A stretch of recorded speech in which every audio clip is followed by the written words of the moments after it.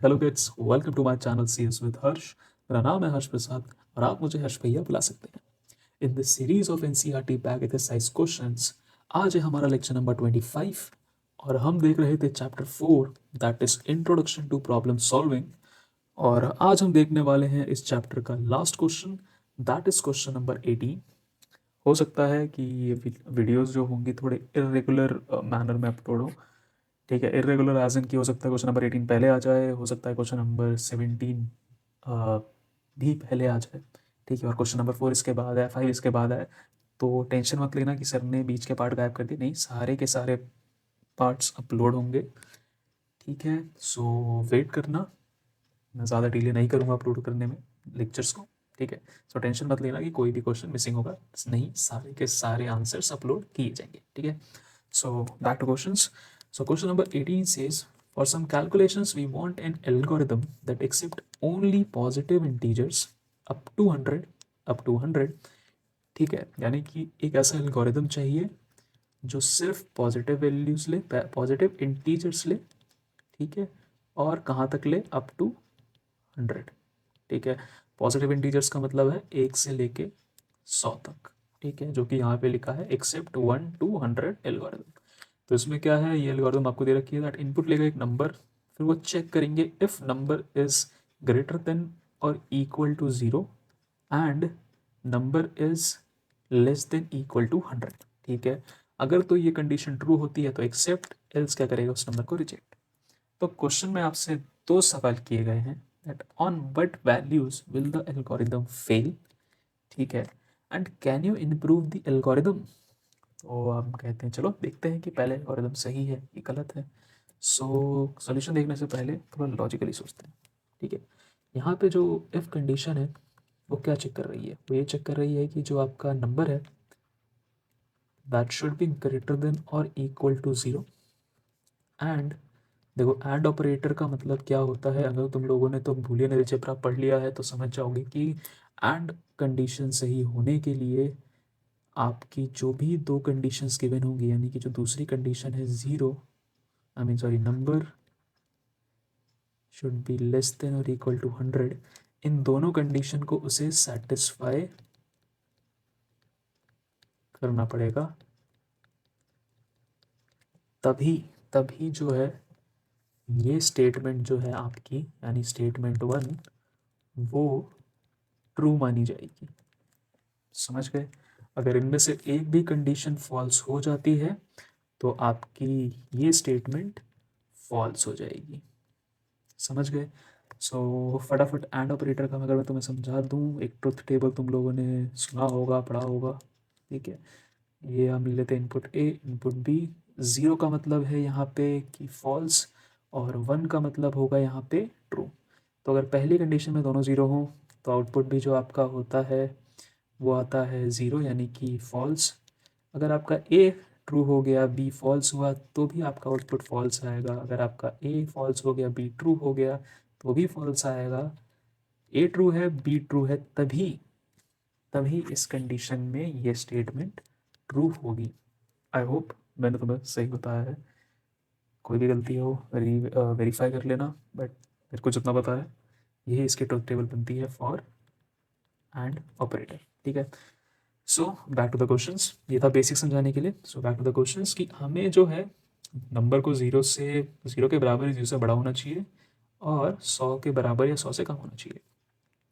तो यार देखो, अगर जैसे ही हम इसमें 1 डालेंगे तो 1 क्या है, 0 से बड़ा है, सही है, 100 से छोटा है, बिल्कुल सही है, तो ट्रू होगा, एक्सेप्ट कर लेगा। यहाँ पे 2 डालेंगे, ट्रू होगा, एक्सेप्ट कर लेगा। ऐसे करते करते हम 100 तक पहुँच जाएंगे, 100 पे वो ट्रू को दिखाएगा, एक्सेप्ट कर लेगा। बट एल्गोरिदम फेल का मतलब, फेल कब होगी? ठीक है, आप कहोगे सर पॉजिटिव इंटीजर्स का मतलब ये होता है कि नंबर्स जो है वो आपके स्टार्ट होंगे 1 से और they should be greater than 1, मतलब 1 से स्टार्ट नहीं, they should be greater than 1। 0 नहीं उसमें इंक्लूड होता। क्यों? क्योंकि जो आपका 0 है that is neither negative nor positive integer. ठीक है, तो इस कंडीशन में अगर आपने ज़ीरो, इस स्टेटमेंट के अनुसार अगर आप ज़ीरो इनपुट करोगे तो वो एक्सेप्ट कर लेगा, जो कि गलत हो जाएगा। यानी कि ज़ीरो इनपुट आने पे आपकी एल्गोरिदम गलत हो जाएगी, क्योंकि zero neither positive nor negative integer है।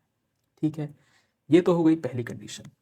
अब सिंस आपने अपने नंबर को डिफाइन नहीं कर रखा कि भाई साहब ये किस डेटा टाइप का होगा, ठीक है, डेटा टाइप वैसे तुम लोग पढ़ चुके हो पिछले लेक्चर्स में कि डेटा टाइप क्या होते हैं। और मान लो यहाँ पे किसी ने फ्लोट डेटा टाइप, जब कोडिंग कर रहे हो तो उन्होंने फ्लोट डेटा टाइप्स को डिफाइन कर दिया, और किसी महाशय ने 45.5 या फिर और कोई और डेसिमल वैल्यू या फिर 51.5 वैल्यू को इनपुट दे दिया, तो क्या होगा? तो देखो, कंडीशन जब उसे चेक करेगी तो वो कहेगा नंबर 0 से बड़ा है, जी बिल्कुल बड़ा है। क्या नंबर 100 से छोटा है? जी बिल्कुल छोटा है। तो वो क्या कर लेगा? एक्सेप्ट। बट बट ये सबसे बड़ी ब्लंडर में आ जाएगा। क्या ब्लंडर होगा कि यार इंटीजर्स जो है ना, मैथ्स में पढ़ा होगा तुम लोगों ने, इंटीजर्स जो है वो फ्रैक्शनल वैल्यूज नहीं होते। ठीक है, फ्रैक्शनल वैल्यूज इंक्लूड इसमें नहीं होते। तो इस केस में भी आपकी जो ये एल्गोरिदम है वो फेल कर जाएगी। समझ गए?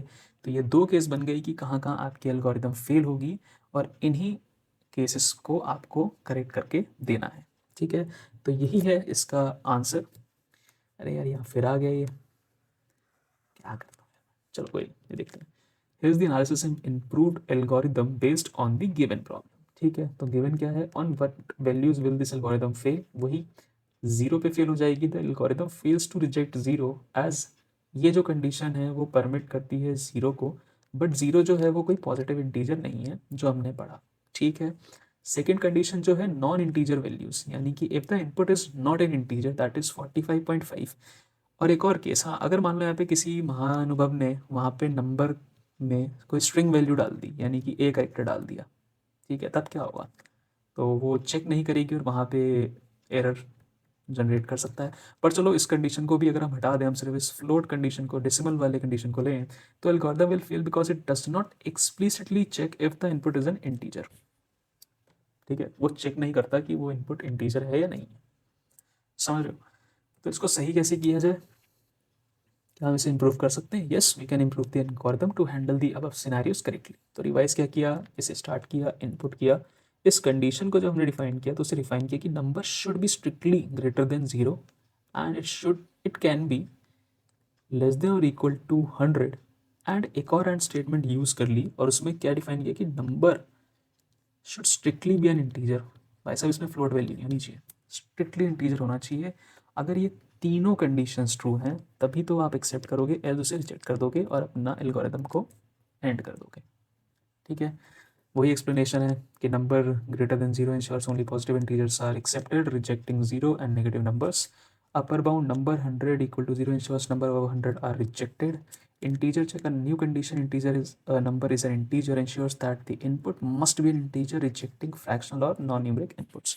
So ये आपका जो है वो improved algorithm है, और इसको अगर तुम आंसर शीट में लिख के आओगे तो ऐसा पूरे नंबर मिलेंगे। ठीक है, so that's it from this lecture. I hope तुम्हें ये लेक्चर पसंद आया हो तो प्लीज़ लाइक कर देना, कमेंट करना अगर कोई डाउट हो तुम लोगों को तो। ठीक है, एंड इस वीडियो को शेयर करो ज़्यादा से ज़्यादा, क्योंकि अच्छी चीज़ें शेयर करनी चाहिए। एंड अगर सब्सक्राइब नहीं किया तो प्लीज़ सब्सक्राइब कर दो इस चैनल को। एंड हाँ, चैप्टर 3 के नोट्स मैंने इस वीडियो के डिस्क्रिप्शन में शेयर करे हैं, यानी कि लिंक शेयर किया है, तो उस लिंक पे क्लिक करो, जाओ वहाँ से परचेज़ करो। और चैप्टर 1 के नोट्स तो चैप्टर 1 के क्वेश्चन आंसर्स जो हैं वो फ्री में अवेलेबल है। आपके चैप्टर 3 के जो क्वेश्चन आंसर्स है वो मिनिमल वैल्यूज़ पे, मिनिमल प्राइस पे अवेलेबल हैं। एंड तुम गूगल फॉर्म भर के भी इसको एक्सेप्ट कर सकते, मतलब मेरे को बोल सकते हो कि मैं ये तुम्हें पर्सनल मेल पे भेज दूँ। ठीक है, बस करना क्या है कि वहाँ पे तुम्हें पेमेंट का स्क्रीनशॉट भेजना है। ठीक है, एंड मैं तुम लोगों को फिर वो पर्सनली मेल पे क्वेश्चन आंसर्स को भेज दूँगा। ठीक है, so that's it from this lecture kids. ठीक है, कोई डाउट है तो प्लीज़ मेरे को रीच कर लेना, है ना। और मिलते हैं तब तक हम लोग अगले लेक्चर में, तब तक के लिए टेक केयर।